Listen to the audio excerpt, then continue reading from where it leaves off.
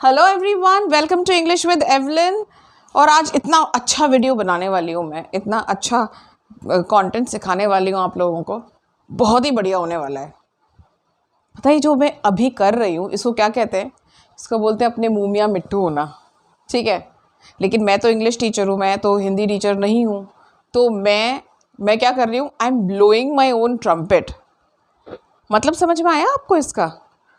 अपने मुँह मियाँ मिट्ठू होना, ब्लोइंग माई ओन ट्रम्पेट, दोनों का मतलब एक ही है। और मुझे लगता है जितनी लैंग्वेजेस हैं उसमें जब जो इडियम्स हैं वो ये जो कॉमन सिचुएशंस है ना, यूनिक सिचुएशंस, एवरीडे सिचुएशंस जैसे भी, उनके ऊपर ना मज़ेदार इडियम्स ज़रूर होती होंगी, ठीक है। जैसे कि इंग्लिश में ये है to blow one's own trumpet. To blow one's own trumpet का मतलब अपनी अपनी बस तारीफ़ें करना, अपनी ही बड़ाई करना, अपने ही बारे में बात करना, ठीक है। और अपने मुँह मियाँ मिट्ठू बनना भी वही बात है।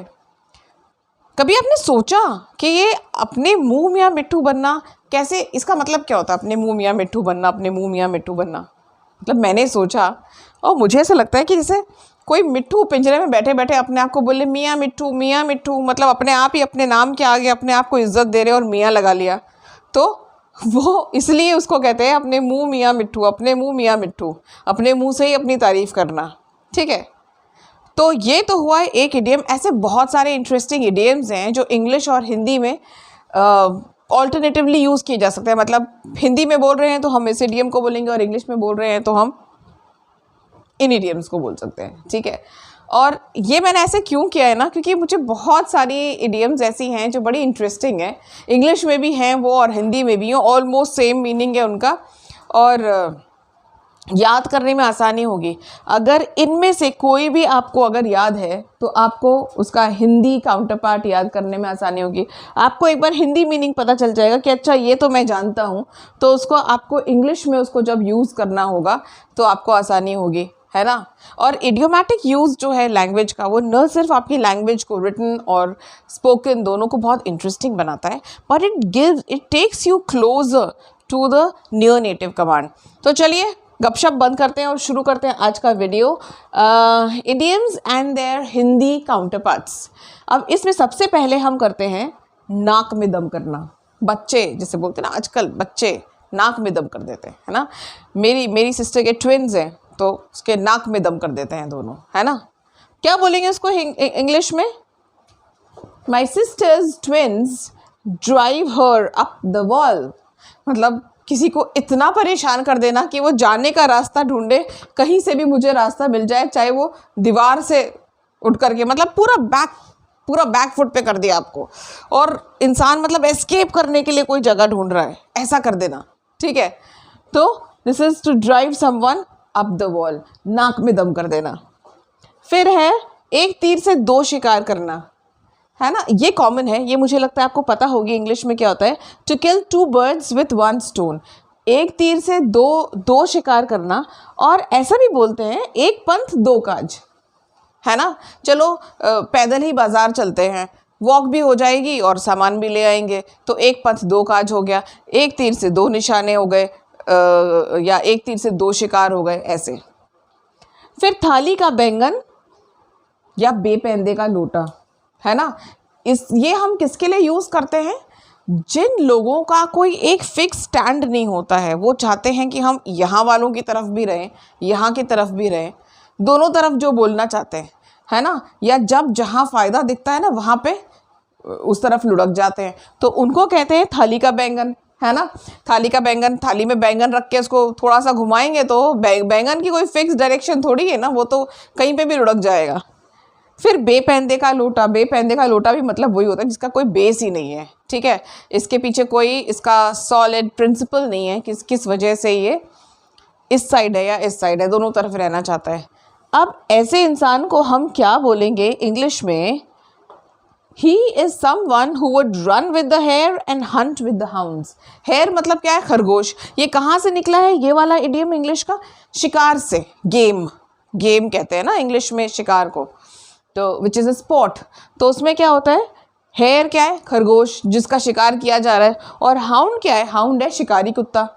तो ऐसा इंसान जो इस तरफ भी हो, हेयर की तरफ भी हो, to run with the hare and hunt with the hounds, hounds की तरफ भी हो, दोनों ही साइड हो, ठीक है ना। सोचिए, दोगला कह सकते हैं क्या इसको, पता नहीं। एनीवे, पत्थर की लकीर होना, पत्थर की लकीर होना मतलब हमारे घर में ना, हमारे दादाजी का कहा जो है वो पत्थर की लकीर है। हमारे घर में पापा जो कह देते हैं वो पत्थर की लकीर हो जाता है, या मम्मी जो कह देती है वो पत्थर की लकीर हो जाता है, ठीक है।